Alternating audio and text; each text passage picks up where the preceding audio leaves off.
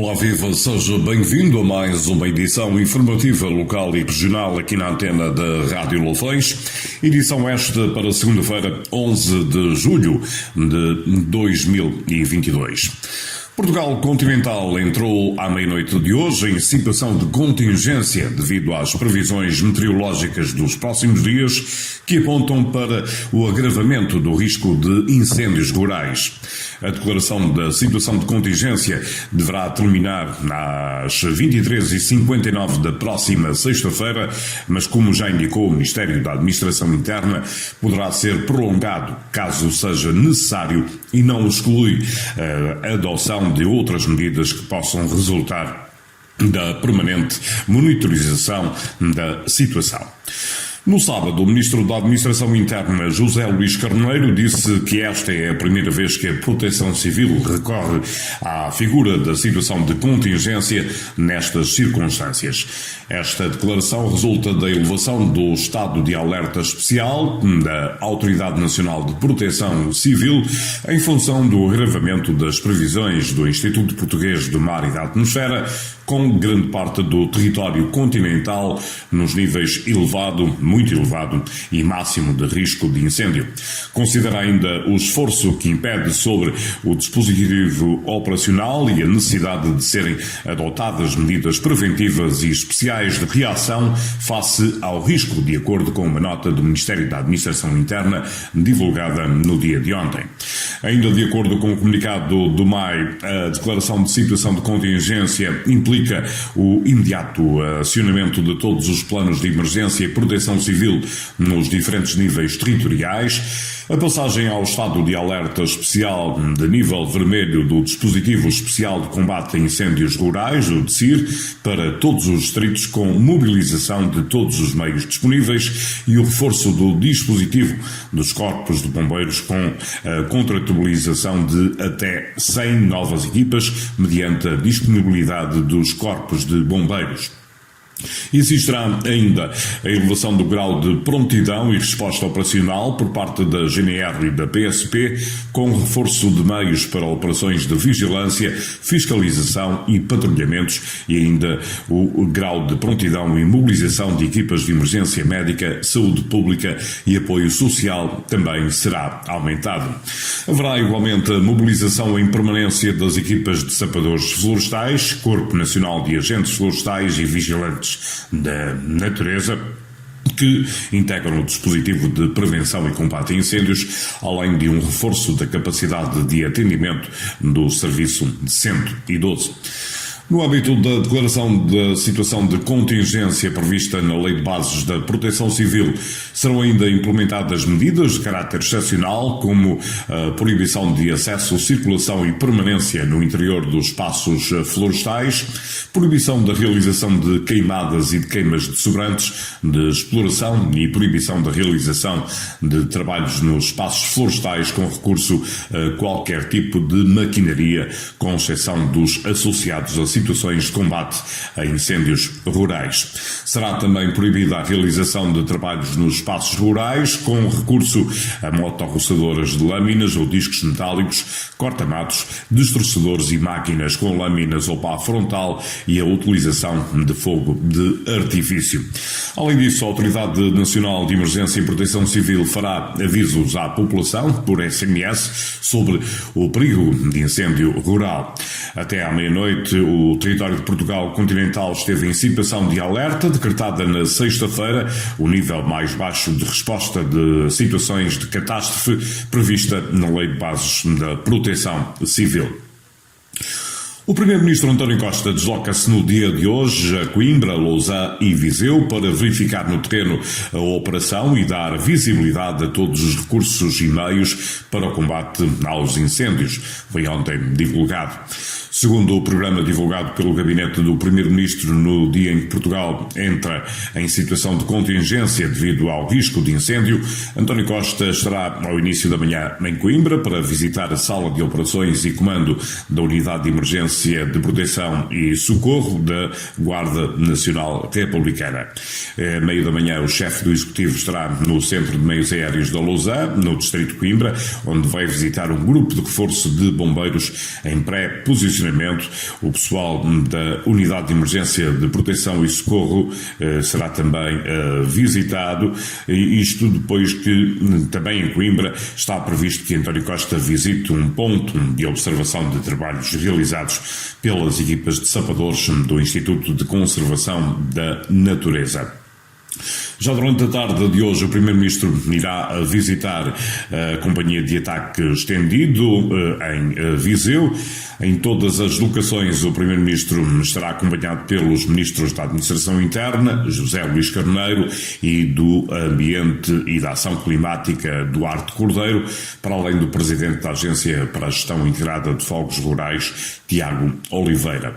Segundo o gabinete de António Costa, o objetivo da visita é verificar no terreno a operação e dar visibilidade a todos os recursos e meios para combate aos incêndios. O anúncio surge depois de, no sábado, o Governo ter decidido declarar a situação de contingência entre o dia de hoje, segunda-feira, e a próxima sexta-feira, permitindo que a Proteção Civil mobilize todos os meios que o país dispõe para combater incêndios rurais. Segundo uma nota do Ministério da Administração Interna divulgada no dia de ontem, a declaração da situação de contingência foi decidida devido às previsões meteorológicas para os próximos dias, que apontam para o agravamento do risco de incêndio rural e irá implicar o reforço do dispositivo de corpos de bombeiros com a contratualização até 100 novas equipas, entre outras medidas.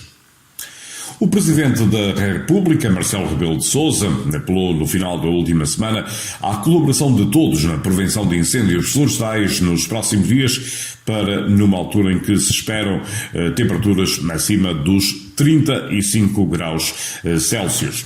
Em declarações aos jornalistas em Mangualde, Marcelo Rebelo de Sousa congratulou-se pela decisão do Ministro da Administração Interna de avançar para o estado de alerta numa área significativa do território, afirmando que mais vale prevenir do que remediar. Desejar neste começo de época, que é sempre uma época mais quente, que vamos ter nos próximos dias, que haja a colaboração de todos para prevenirmos os incêndios florestais, e sublinhar a decisão que me pareceu avisada do Sr. Ministro da Administração Interna de avançar para o estado de alerta numa área significativa, porque mais vale prevenir do que remediar. Eu tenho na minha memória o que se passou noutros anos. Temos condições agora melhores para uma resposta mais rápida e mais eficiente, mas temos que ajudar todos, porque de facto vão ser 10 dias ou 15 dias muito difíceis. Marcelo Rebelo de Sousa, em Mangualde, no final da passada semana. Uma mulher de 69 anos de idade foi detida pela segunda vez por suspeita do crime de violência doméstica contra o marido no concelho de Castro Daire, anunciou a Guarda Nacional Republicana. O Comando Territorial de Viseu, através do Posto Territorial de Castro Daire, no passado dia 6, deteve uma mulher de 69 anos de idade por violência doméstica no concelho de Castro Daire. Os militares da GNR deslocaram-se para a residência do casal no decorrer de uma situação de violência doméstica em que uma mulher ameaçava a vítima, seu marido, com 73 anos de idade. Os militares conseguiram retirar a vítima para local seguro. No entanto, no decorrer da ação, a agressora barricou-se no interior da residência na posse de uma faca, explicou a Guarda Nacional Republicana num comunicado. E após cerca de 2 horas de diálogo com a agressora, com o objetivo de a acalmar, foi possível aos militares da Guarda entrarem na residência, detê-la e apreender a faca.